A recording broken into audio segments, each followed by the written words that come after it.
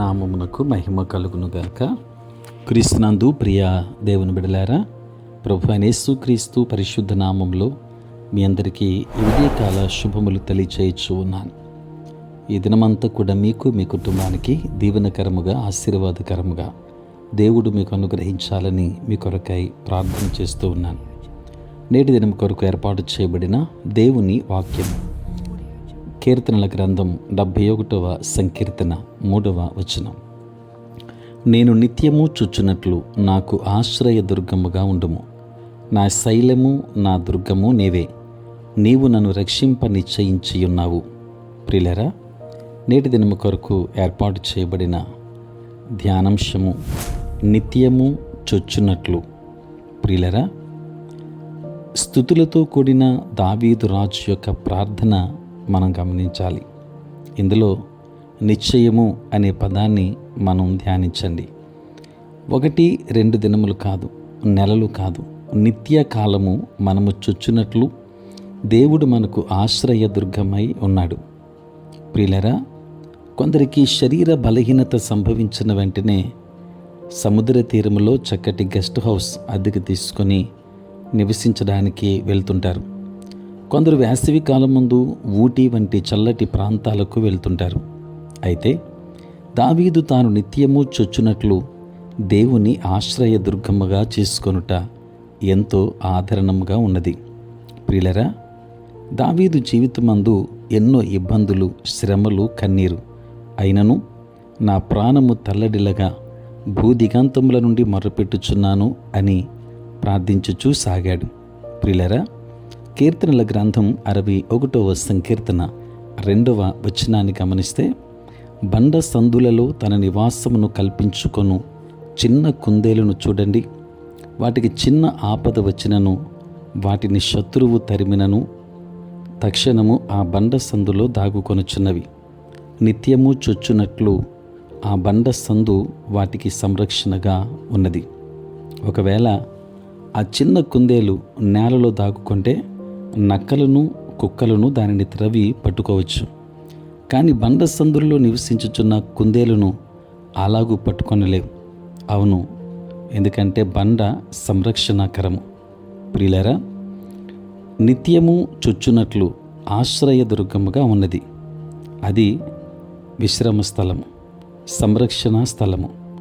నెమ్మది లేని లోకులు ఆ ఆశ్రయ దుర్గం యొక్క విలువను గ్రహించకపోవడం వల్ల పాపములను ఆశ్రయిస్తూ ఉన్నారు. అనేక మంది సినిమా హాల్స్, వీడియో షాపులకు వెళ్ళి చింతను మరిచిపోవడానికి వారు ఈ యొక్క లోక సంబంధమైనటువంటి వాటిని ఆశ్రయిస్తూ ఉన్నారు. ప్రియులారా, కొందరు స్నేహితులతో జూదమాడుతూ నెమ్మది పొందాలి అనుకుంటారు. ఇవన్నీ వేదనను పెంచుతావే కానీ ఆదరణ, సమాధానాన్ని ఎన్నడూ దయచేయలేవు. కాబట్టి మనము ఆశ్రయించగల స్థిరమైన బండ క్రీస్తు మాత్రమే. మీరు ఆయన ఎద్దుకు వచ్చినప్పుడు ఆయన మిమ్మను కౌగిలించుకుని మిమ్మను ఆశీర్వదించును, హెచ్చించును. దావీదు యొక్క మరో అనుభవాన్ని మనం గమనిస్తే, ఆపత్కాలమున ఆయన తన పర్ణశాలలో నన్ను దాచును, తన గుడారపు మాటున నన్ను దాచును, ఆశ్రయ దుర్గము మీద ఆయన నన్ను ఎక్కించును అని 27వ సంకీర్తన 5వ వచనములో చెప్పారు. ప్రియులరా, ఆశ్రయ దుర్గములోనికి మనం వచ్చినప్పుడు మన ఆత్మీయ జీవితము అభివృద్ధి నొందుచుంది. కొండ తేనెతో ఆయన తృప్తిపరిచేవాడు. 81వ సంకీర్తన 16 వచనములో ఈ మాట మనం చూస్తాం. కనుక బండలో నుండి రప్పించు నీటి కాలువలతో ఆయన మనల్ని సంతృప్తిపరచుచూ ఉన్నాడు.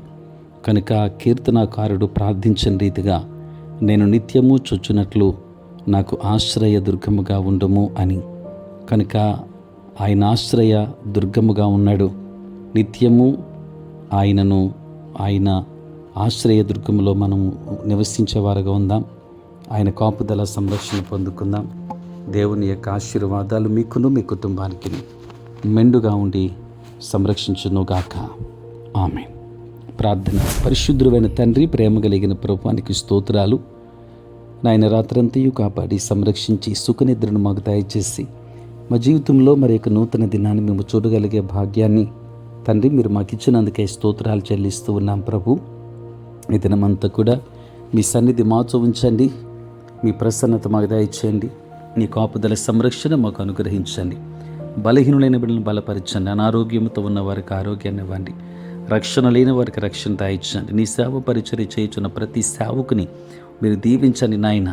నేటి మా పనులలో, ప్రయాణములలో, పరిచర్యలో తోడై ఉండండి తండ్రి. దినచర్య అంతట్లో సహాయం అనుగ్రహించండి నాయన. చదువుకున్న బిడ్డలకు కావలసిన జ్ఞానమునివ్వండి.